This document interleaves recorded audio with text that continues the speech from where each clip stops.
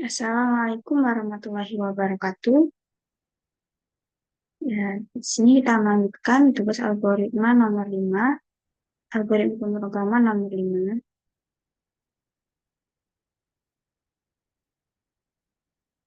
Ini, di sini aku udah punya codingannya dan programnya. Jadi di sini ada include iostream. Nanti untuk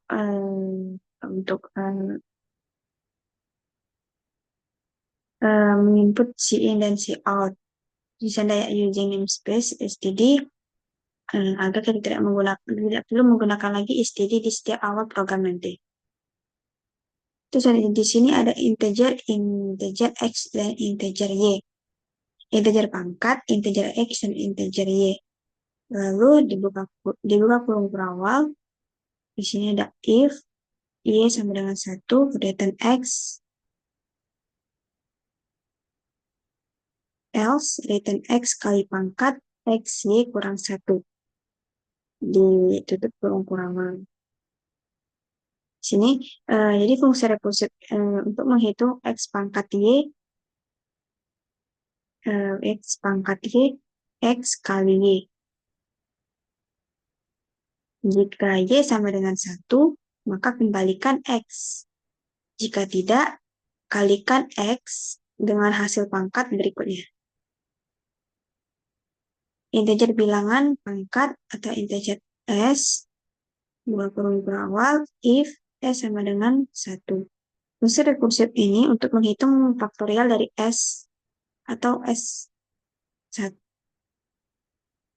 Jika s sama dengan 1, maka return 1.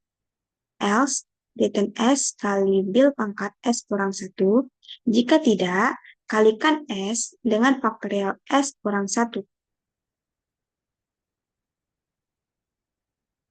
Lalu integer jumlah, integer atau integer n, if n sama dengan 1, return 1. Else, buka kurung berawal, integer sum sama dengan bilangan pangkat n, integer hasil pangkat sama dengan pangkat n dan sum. Return hasil pangkat tambah cum n kurang 1. Tutup kurung berawal, tutup kurung berawal. Jadi, sebentar. Jika n sama dengan 1, maka langsung ke return 1 karena 1 kali 1 sama dengan 1.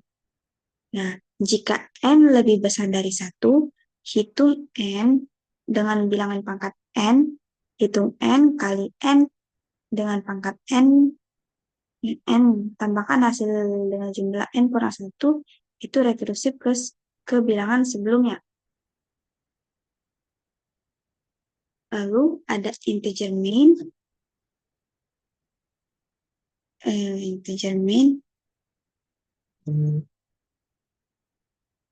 Sini lalu program meminta untuk pengguna memasukkan nilai. Jika if m kurang dari 1. Jika m, program akan menolak input. Jika valid, panggil fungsi jum m untuk menghitung total deret yang dijelaskan di atas. Nah, cout input harus bilangan bulat positif. Berarti bilangan yang kita input harus bilangan positif. Kembali ke return 1, total sama dengan jum m, cout sama dengan hasil, total NDL. Ini kita coba output.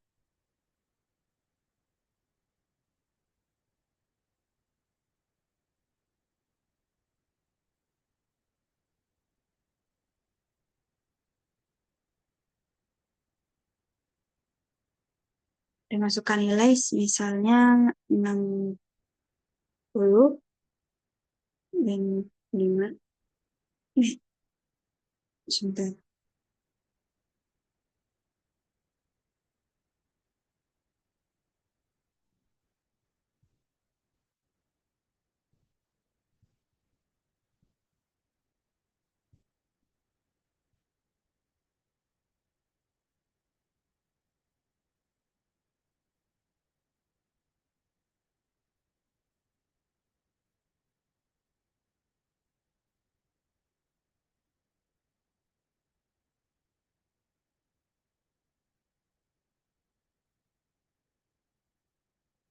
Setelah kita masukkan 3, nih, biasanya 734.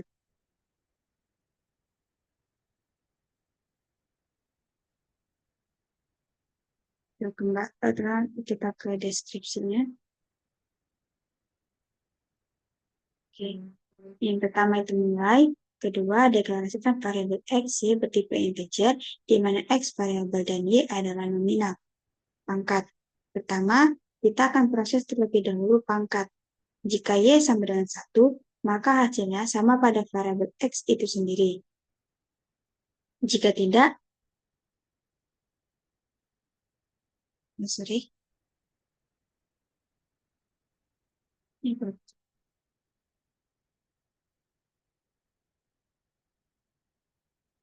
jika tidak, maka nilai pada variabel X akan diproses ke X. Pangkat yang dimana X, Y kurang 1.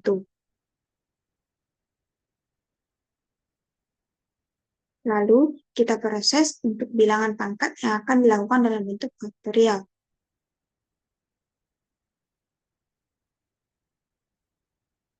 Dideklarasikan S dalam bentuk integer. Jika S yang diinput sama dengan 1, maka hasilnya tetap 1. Karena 1 sama dengan 1. Jika tidak, maka diproses S bilangan pangkat S kurang 1, di mana bilangan pangkat S kurang 1. Bilangan pangkat 3,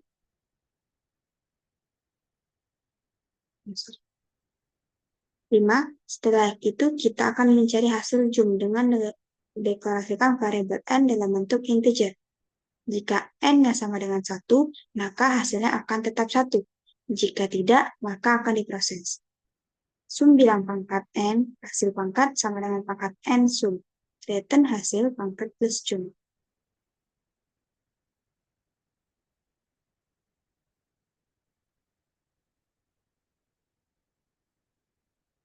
6. Program utama saat itu menampilkan masukan nilai M. Kita akan masukkan nilai dan dimasukkan di variabel M. Jika nilai yang kita inputkan kurang dari 1, maka itu akan menampilkan input harus bilangan bulat positif.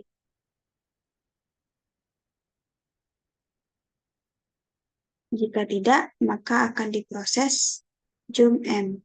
Contoh input 3, totalnya 734. Lalu, output akan menampilkan hasil 734. Lalu program selesai.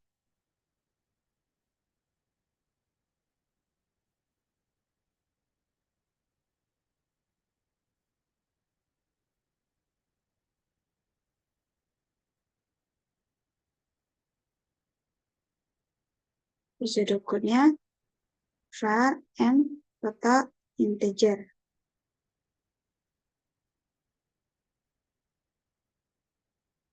Begin white masukkan nilai M, write M. If M 1 dan white, input harus bilangan bulat positif.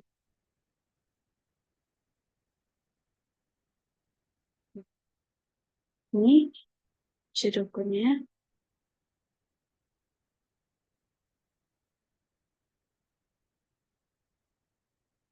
Ini flowchart-nya.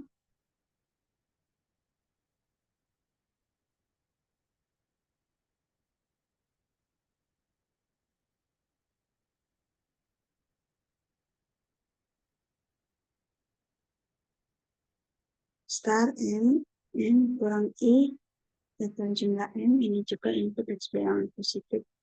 Total sama dengan jumlah M, sama dengan total, dan hasil sama ke bawah, hasil dengan total lalu M. Mungkin itu saja, saya akhiri. Wassalamualaikum warahmatullahi wabarakatuh.